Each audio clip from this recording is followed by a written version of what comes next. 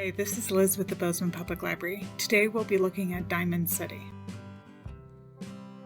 Diamond City is on the Confederate Gulch, slightly southeast of Helena on the west slope of Big Belt Mountains. Diamond City contained a single street and was built on the side of the gulch. Currently it sits in Broadwater County, but at one point Diamond City was the county seat for Meagher County, before the seat moved to White Sulphur Springs. There are several stories about how the city came to be. One story goes, in 1864 during the Civil War, after the Battle of Lexington in Missouri, Confederate soldiers who were captured were given a choice: imprisoned at a prisoner of war camp, or being paroled to Montana, a fate that was considered similar to being exiled to Siberia. Many soldiers took the parole and made their way to Fort Benton, where they were released. Many headed towards Virginia City or Last Chance Gulch, hoping to find gold in places where gold had already been discovered. 3 men plus an Englishman instead settled in a place called Confederate Gulch. Jack Thompson, Willie Johnson, also known as John Wells, Washington Baker, and Fountain M. Dennis, known as Pomp, found gold in Confederate Gulch, sparking a gold rush to the area. Diamond City was the result. When word spread that the initial 4 found gold, 500 more men followed them and created the city.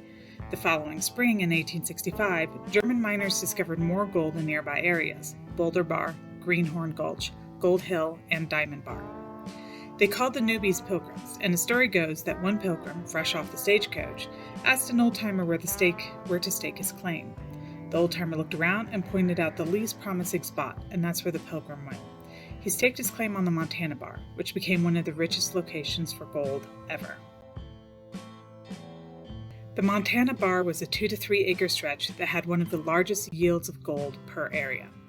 The gold on the bar was located on a shelf of gravel up on the side of the gulch. The gravels were saturated with gold from the surface level all the way down to the bedrock, which is about 8 feet deep in most places, but in spots it deepened to 30 or 40 feet. It's said that panning could get $1,000 of gold from a single pan of gravel and dirt. The record was 7 pounds of gold and 15 pounds of gravel that was worth $1,400. Gold was $20 an ounce at the time. 1 week of work on the Montana Bar brought in $115,000. The city was named Diamond City because the claim of the original 4 prospectors formed a diamond on the map. Miners worked claims throughout the gulch and its tributaries, while the city supplied miners with entertainment and supplies. The average age of miners in town was 27. In the fall of 1866, a single shipment of gold was weighed at 2 tons and valued at over $900,000. As you can imagine, claim jumping in Diamond City was pretty common, as was theft, so Diamond City had its own vigilante committee to take care of such disputes. In September 1865, Jack Howard was labeled a robber, lynched, and left hanging in the only tree in town as a warning to other would-be thieves. That tree is still here today. Ownership disputes were settled over guns, and outlying claims in the area frequently had their horses stolen. On May 19, 1866, the Montana Post reported on the low morale, saying, "Reverend McLaughlin has taken up his quarters amongst us. He has commenced the holding of divine services and has opened a Sabbath school each Sunday afternoon in the courtroom. We wish him much success in his arduous undertaking, for morals are at rather low ebb here just at present." In 1868, 4 German miners sent a wagon of gold dust weighing 2.5 pounds to Fort Benton to ship back to East. A vigilante organizer from Virginia City was hired to provide protection, but luckily the wagon didn't encounter any problems. Hydraulic mining replaced panning and sluicing in 1866 after a 7-mile ditch was dug from Boulder Gulch. The town became encased in mud afterwards. Several buildings were raised to sit on stilts, but much of the town was relocated to a bluff overlooking the gulch. The geology of Confederate Gulch allowed high-grade gold ore to develop close to the surface. Few mines in the area went deeper than 120 feet. The gold rush swelled the population in the area to 2,000, and the gulch attracted 5,000 people total. In 1867, Diamond City was named the county seat for Meagher County. A post office opened in 1867 as well. By 1874, the town had an express office, 2 meat markets, a livery stables, 2 hotels, breweries, billiards halls, several saloons, a few hurdy-gurdy places, and a tonsorial artist, better known as a barber. And for a short time, Diamond City had its own weekly newspaper, the Rocky Mountain Husbandman. which moved to White Sulphur Springs when the county seat moved.